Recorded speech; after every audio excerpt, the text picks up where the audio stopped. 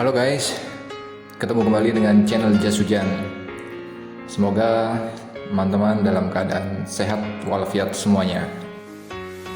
Bahwa Android TV ini akan dapat berdampingan dengan Google TV. Nah, gimana tuh ceritanya? Jadi gini, sekitar bulan Oktober 2020 kemarin, Google itu mengeluarkan sebuah produk Chromecast. Jadi nama resminya adalah Chromecast with Google TV.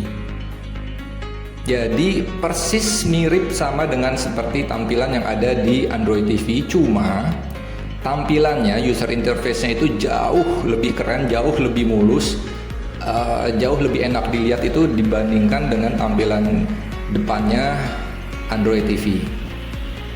Jadi Android TV yang ada sekarang itu seperti biasa. Kemudian saya install dengan Google TV, kemudian saya install juga launchernya. Jadi ketika kita ingin pindah ke Google TV, kita jalankan launcher